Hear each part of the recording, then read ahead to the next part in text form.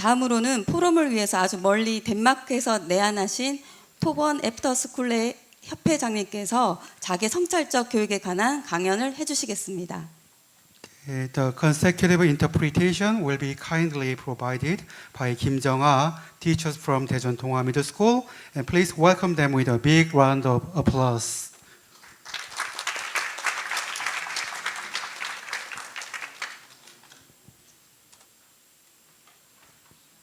자, 강의 시작하기 전에 선생님들 여기 보면은 QR 코드가 있는데요. QR 코드를 찍으시면 바로 패들렛으로 이동을 하고 거기에서 강의에 대한 질문이 있으면 질문을 올려주시기 바랍니다. 매번 강의가 끝날 때마다 QR 코드가 뜰 겁니다.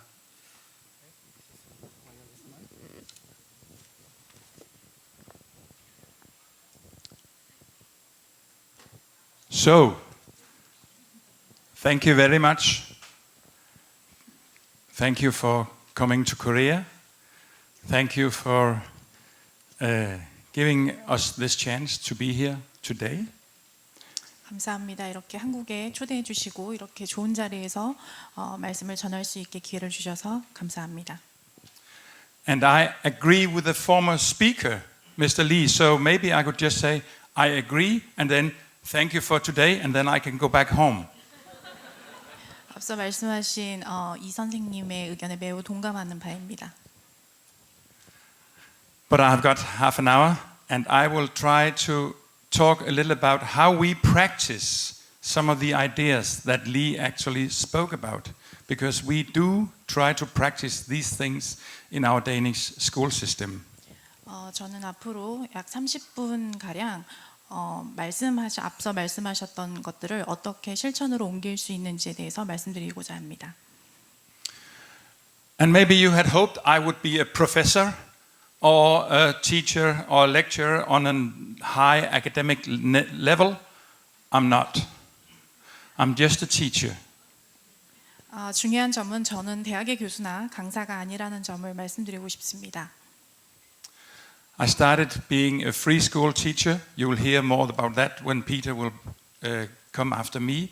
And then I have formed an Efterskole. I will come back to what Efterskole actually is in 2009. And the last 4 years, I've been a full-time chairman of what we call the Efterskole Association, the Efterskole Movement. 저는 시골에서 어린 시절을 보냈고 또 나중에서야 자유학교 시스템의 교사로 일하게 되었습니다. 저는 학교 시스템을 연구하거나 공부한 것이 아니라 직접 경험해 왔습니다. 보시는 것처럼 1997년부터 2003년까지 애프터스콜레 교사로 일을 했었고요. 그 다음에는 약 6년간 릴싱게 프리스콜레에서 교장을 역임하고 후에 또 창립자로서 지금은 2019년부터 지금까지 애프터스콜레 협회의 전임 회장으로 역임 중입니다. And what is my title today? Well, the principles and the practice of personality formation through self-reflective education. 오늘 저는 자기 성찰적 교육을 통한 인격 형성의 이론과 실제라는 주제로 말씀드리겠습니다. And in that field, we have to focus. What is the aim of schooling? What is the aim of letting our children attend school? 우리는 아이들이 학교에 다니는 목적에 집중해야 합니다. 우리들은 왜 아이들을 학교에 보내는 것일까요? For the last 20 years, we have had, and you have had, PISA. PISA is Program for International Student Assessment. And in my opinion, PISA have been the measurement for those last 20 years. 지난 20년 동안 국제 학생 평가 프로그램인 피사가 학생들의 성취를 평가하는 주요 측정 도구로서 사용되었습니다. 그러나 제 생각에는 피사는 경쟁적인 요소들을 측정하였을지는 몰라도 자기 성찰이나 생활 기술에는 초점을 두지 않은 것 같습니다. And PISA has measured on competitive elements, but not on self-reflecting and not on life skills. 경쟁적인 요소나 생활 기술에는 초점을 두지 않은 것이죠. So if you believe that PISA is the only way to evaluate school, you don't have to listen to the rest of my speech. 따라서 여러분이 만약에 피사 평가에서 높은 점수를 받는 것을 중요하게 여기신다면 이 강의의 나머지 부분은 듣지 않으셔도 괜찮습니다. To me, it is therefore a question of empowering adolescent first, and that empowerment will strengthen the governmental economic strategy. But first, empowerment the adolescents. 저에게 있어서는 우선적으로 청소년들에게 권한을 부여하는 것이 매우 중요한 문제이며 이 권한 부여가 정부의 경제 전략을 강화시킬 것이라고 생각합니다. And now a small story from my childhood. I was born in a farm, and every springtime we had to have the cows out of our cow house. 제 어린 시절의 작은 에피소드 하나를 들려드리겠습니다. 제 아버지는 작은 농장의 농부였고 매년 봄이 되면 소들을 들판으로 끌고 나가야만 했습니다.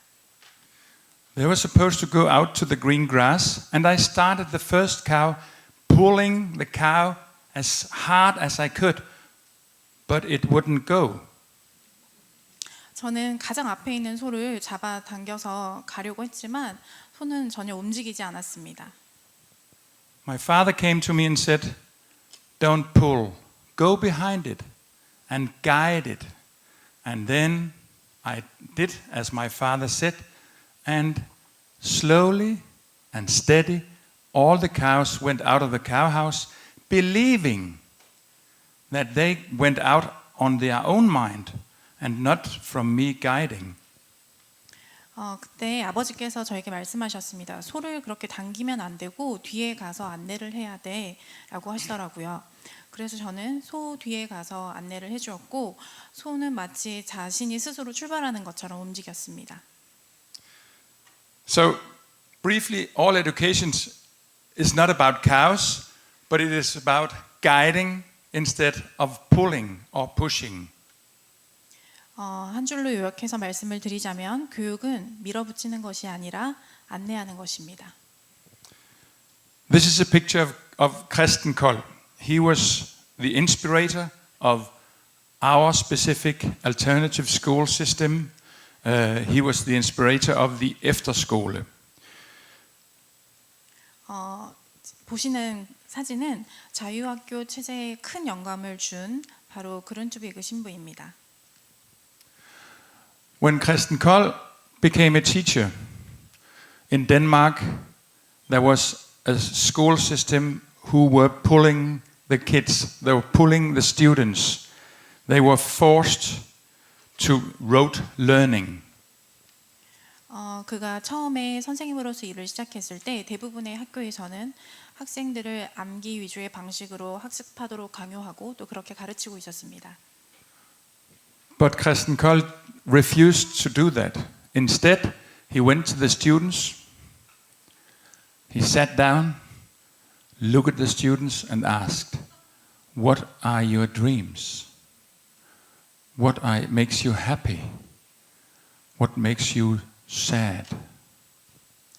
그러나 콜들은 그런 방식을 거부했고 대신에 학생들을 이렇게 일일이 살펴보면서 앉아서 너희들의 꿈이 무엇인지 또 그들이 무엇이 그들을 행복하게 하고 슬프게 하는지 질문했습니다.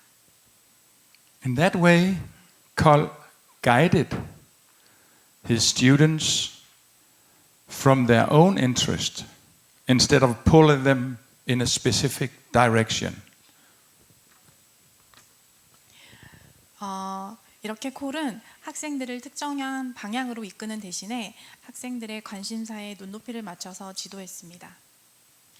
These students, they reached a very high personal level, but not necessarily a mandatory national level. Here's the whole difference between school for life and school for academic achievements.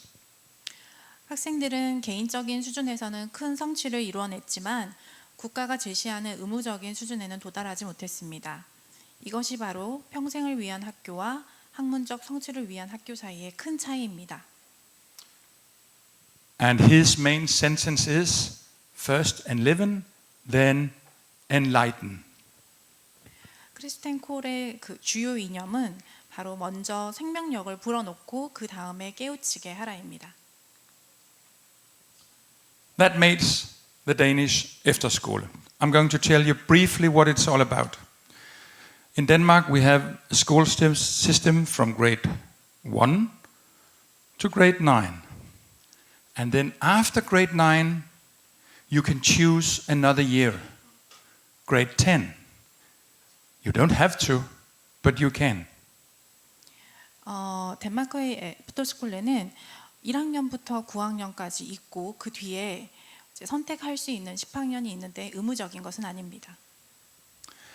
And then afterwards you can go to gymnasium, trade school, technical school or other further educations. But grade 10 is free.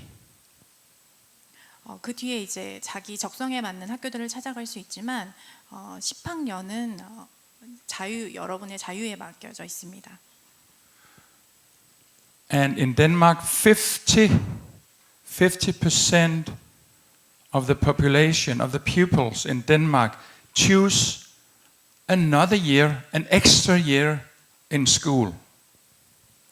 덴마크의 국민의 50% 정도는 더 추가적으로 공부하는 것을 선택합니다. Why do they do that? They do that because they want to be upgraded theoretically, practically, personal and social. 왜 그렇게 하는 것일까요? 덴마크 사람들은 이론적으로나 실제적으로 그리고 개인적으로 혹은 사회적으로 더욱더 성장하고 싶기 때문입니다. And this is the Efterskole. They leave, not all of them, but they can leave their homes for 1 year, 10 months. They live in the school together with other students. They eat together. They clean their rooms together. They stay in rooms together. They are educated together for a full year. And after that year, they go back home to their families when they're around 16 years old. 16살쯤 되었을 때 그 전에 이제 학교에서 같이 생활하고 먹고 자고 청소하고 공부하고 함께하는 것들을 하다가 이제 다시 그 뒤에 집으로 돌아가는 것입니다. The whole idea is not that this is not an upper class school. Back in time, this was a school for farm children. And the more wealthy upper class people in the cities, they said, this is not for us. This is a farm thing. We don't want and we don't need our children to go there. This is a school for each and every pupil in the country. 부유층에서는 이러한 교육이 우리한테는 필요하지 않다고 생각하고 이 학교에 보낼 필요가 없다고 생각을 했습니다. And today, some of our school students, they attend grade 8, compulsory, grade 9, compulsory, but most of them attend grade 10. 76% attends grade 10. We have 241 schools, 20 schools with students with special needs, and 20 schools focus on dyslexic students. So we have students for each and every interest, whoever you are, whatever your interest is. 표를 보시면 화면을 보시면 의무적인 교육을 받아하는 8학년 또는 9학년엔 재학 중인 학생들이 24% 정도가 있고요. 의무적은 아니지만 10학년엔 재학 중인 학생들이 76% 정도가 있습니다. 그리고 200개의 일반 애프터스콜레가 있고 또 20여 개의 난독증을 겪는 학생들을 위해 설립된 애프터스콜레도 있고요. 또 21개의 애프터스콜레는 특수 교육이 필요한 학생들을 위해서 운영되고 있습니다. We even have a school who is teaching the students, the pupils, in Korean language. 심지어 한국어를 가르치는 학교도 있습니다. That was the history. That was, but why Efterskole? Why have an extra year? Why are the parents paying and the government supporting an extra school year when the students can go from grade 9 to college, gymnasium, or trade school? Why in year 2023? 왜 학생들이 돈을 더 내고 또 정부는 이를 또 지원하고 왜 더 추가적으로 학교를 다니려고 할까요? The answer for me is togetherness. The need of togetherness. In Denmark, we are facing some modern, new challenges. You might say problems. I think Korea has got the same problems. Our pupils have a low self-esteem. 이에 대한 제 해답은 바로 함께하는 것 때문이라고 생각합니다. 덴마크, 한국도 마찬가지겠지만 덴마크 사람들은 자아 존중감이 낮아진 상태입니다. And why have we got more people with low self-esteem? I think, and we in Denmark think, it's caused by the need of high performance all the time, global high performance. One thing, second thing, acceleration. Everything has to go faster and faster and faster, and just to follow you have to run, and you have to run faster, especially if you're a young person. And the last thing is social media. That our children, they are on social media 24 hours a day.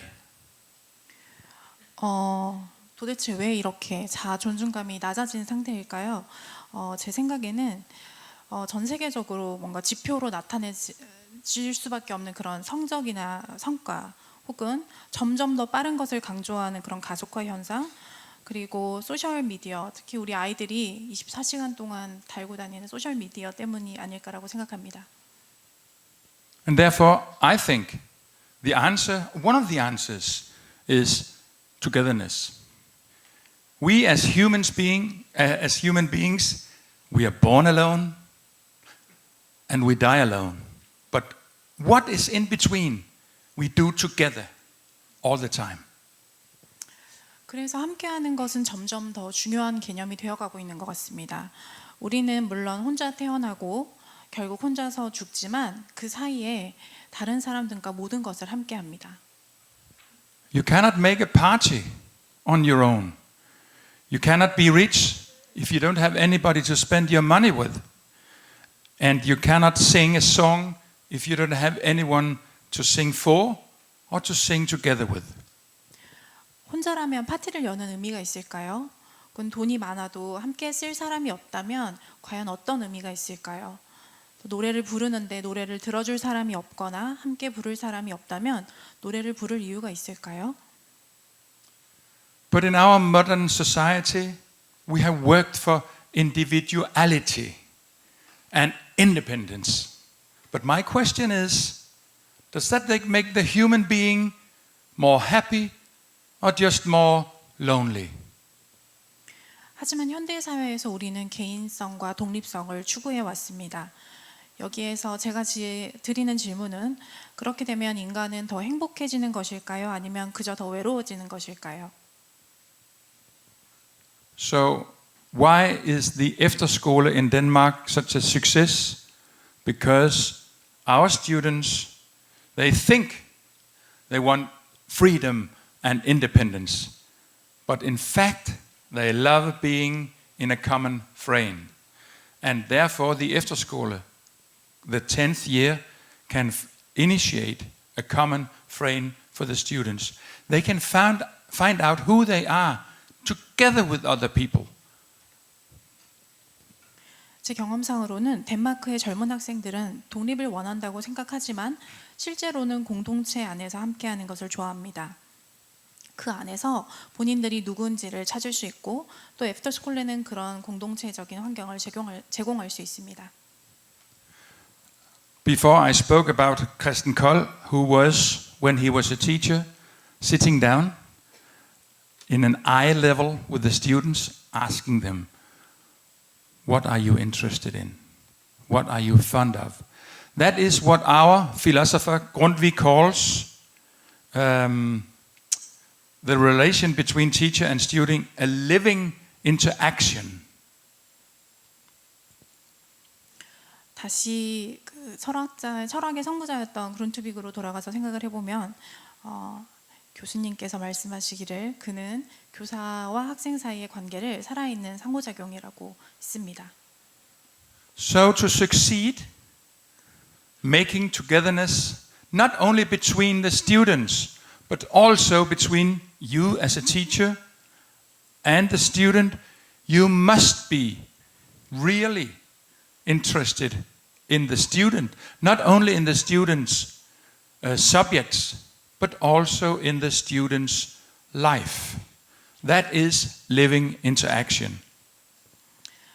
교사는 학생들에게 진정으로 관심을 가져야 하고 교사들 사이에서도 마찬가지고 또 반대로 학생들 사이에서도 서로에게 진정한 관심을 가져야만 합니다.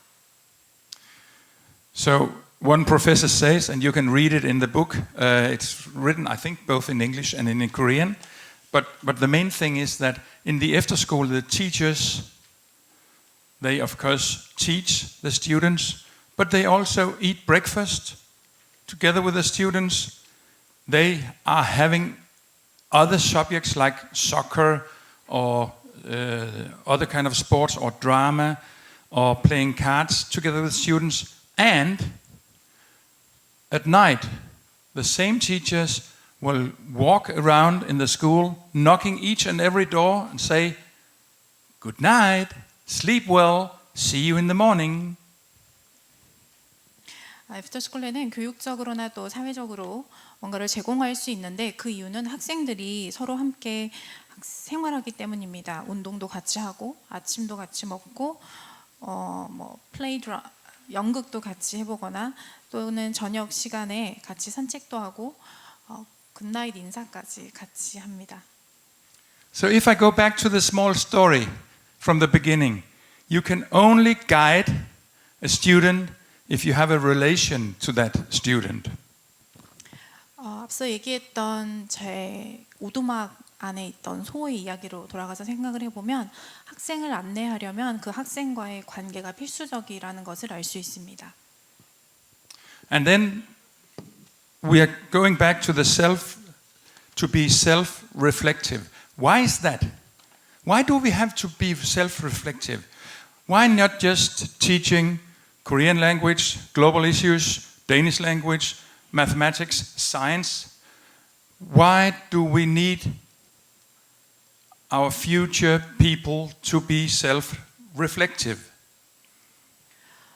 언어, 수학, 과학 이러한 과목 외에 왜 자기 성찰이 그렇게 중요한 것일까요? 미래를 대비하기 위해서 왜 자기 성찰을 강조하는 것일까요? We don't know what will happen tomorrow. We don't know how to solve tomorrow's problems. We can teach with the experience of yesterday, but how can we know what is going on in the future? 우리는 오늘날 우리가 가르치는 학생들이 당장 내일 혹은 앞으로 펼쳐질 미래에 어떤 문제들을 겪게 될지 모릅니다. 과거는 경험해 왔지만 앞으로 어떤 일이 벌어질지는 모르는 거죠. So therefore I will ask, how can we solve tomorrow's climate changes or today's climate change? How can we solve the well-being of our youth? How can we solve innovation in the future? And how can we solve flexibility on our labor market? 이런 문제들, 기후, 이제 내일이 아닌 우리가 지금 오늘날 겪고 있는 기후 변화의 문제나 젊은 층들의 복지, 그리고 노동시장의 유연성들을 어떻게 우리가 대비하고 예측할 수 있을까요? We can't predict the future. Who could predict the pandemic? Any of you? Who could predict the Russian war that is going on right now in Europe? Who can predict what the climate change will do to our globe in the future? 우리 누가 미래를 예측할 수가 있었나요?